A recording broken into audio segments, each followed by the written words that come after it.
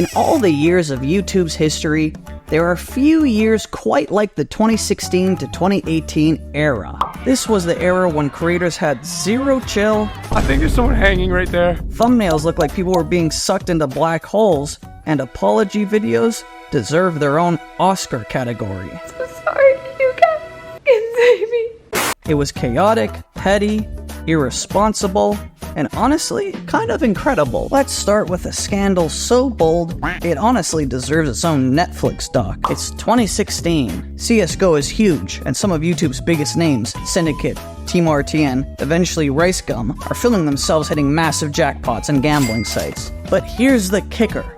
They own the sites. Imagine inviting your fans to a casino, rigging the slot machines, and yelling, "Oh my god, I won again," while stuffing your own pockets. Woo!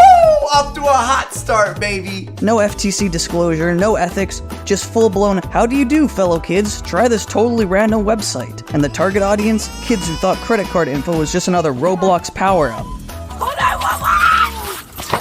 RiceGum later promoted a site where you could win iPhones, sneakers, or possibly your own sense of regret. Even Jake Paul got in the action later on when he realized Team 10 was going down the shitter. And then came the Disstrack Renaissance. YouTubers suddenly became rappers overnight, armed with auto-tune, iMovie transitions, and enough ego to power a nuclear plant.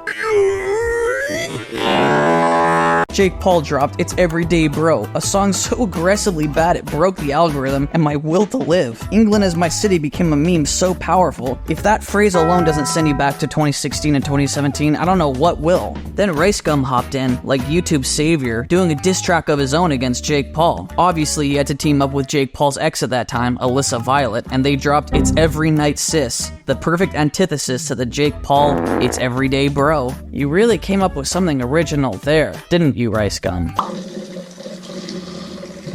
And KSI? Man, he was in beef mode 24/7. He dropped diss tracks on the Sidemen, then diss tracks responding to their diss tracks, and then tracks dissing the concept of diss tracks. This shit was crazy, dude. Why don't we talk about this? Every time you logged onto YouTube, it felt like you were tuning into Keeping Up with the Kardashians. That's how much drama there was. Oh, and let's not forget the budget. These weren't just webcam roasts. We're talking cinematic 4K drone shot clapbacks over someone stealing your Fortnite sponsorship. And obviously, we mentioned the Paul brothers, and we gotta talk about them because they mostly dominated the YouTube scene in the 2016 to 2018 era, recently coming over from Vine where they were big stars. Jake Paul basically turned his house, the infamously known Team 10 house, into the Purge YouTube edition, lighting stuff on fire, jumping into pools from rooftops, and starting a Team 10 squad where the only qualifications were 1, screaming, and 2, merch. All I want for Christmas is that Jake Paul merch. All I want for Christmas is a Jake Paul shirt. Meanwhile, Logan Paul flew to Japan for his now infamous "What if we ignored human decency entirely" vlog. This shit was crazy, man. It actually blows my mind that Logan Paul was able to get his career back from the brink after this. It's okay, Logan. We all know you're still a piece of shit. I think I'm better than you. Obviously, I'm referring to the filming incident in the sacred forest, filming a deceased person, editing in wacky sound effects and goofy facial expressions. That single video caused an existential crisis across YouTube, the internet, and probably Logan's PR team. Yo! What the fuck?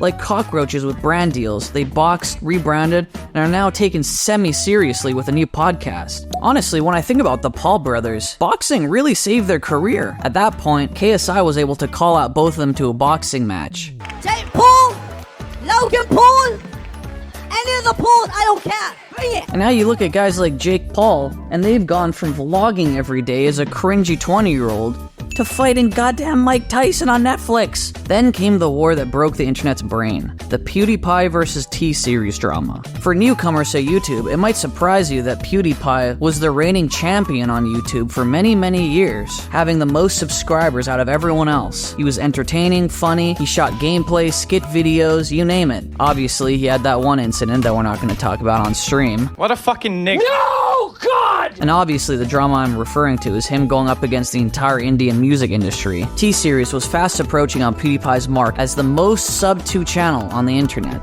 PewDiePie dropped Bitch Lasagna, which was Look, it rhymed drama with T-Series and karma. That's all you really need to know. In the end, T-Series won. This was a crazy time on YouTube. I remember each time logging in seeing a new drama between YouTubers, specifically Pewdiepie and T-Series, always counting how many subscribers each one gained throughout every single day. And the best part of it is, this drama was completely one-sided. T-Series never really responded, just kept uploading new Bollywood videos and kept it moving. Absolute power move. And then we get other dramas like Tanacon. Tana Mojo tried to throw her own VidCon, except forgot minor details like capacity limits, shade, and water. Thousands of teens got heat stroke while Tana ran through a hotel lobby like she was evading the IRS. Or FouseyTube's July 15 event, where he promised Drake and delivered a police shutdown in a parking lot. And let's not forget the I'm crying but still wearing merch apology videos. I've made a continuous, severe lapse of my judgment. Iconic entries in the Hall of Fame? Laura Lee's Crying Spectacular. Then we have the Tati vs James Charles one, a 40-minute video essay with opera music and a betrayal level not seen since Game of Thrones. I did warn you not to trust me.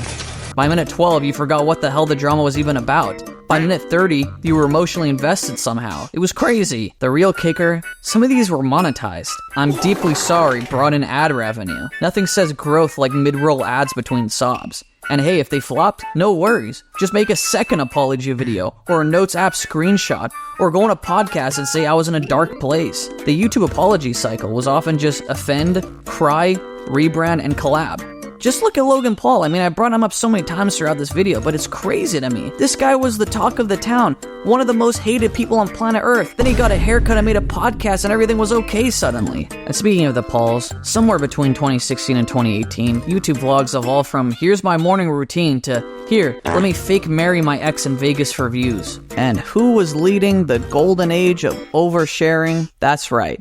Logan Paul and Jake Paul. Every vlog was a fever dream. Jake Paul screaming it's everyday bro while setting fire to his pool furniture. And then there were the vlogger houses, because nothing says mental stability like cramming 12 clout-chasing teens into a Beverly Hills rental. Every morning was a prank, every night was a breakup, and every Tuesday was a diss track. The line between reality and content didn't just blur, it disintegrated. Was it a vlog? Was it performance art? Was it a cry for help? Yes to all of the above. We got scams, diss tracks, apology tears, and the rise and fall of 10 different influencer houses. And honestly, we kind of miss it. Not because it was good, but because it was beautifully terrible. So whether you were a fan, a hater, you were part of that history. And as long as there's clout to chase and merch to sell, YouTube drama will always live on.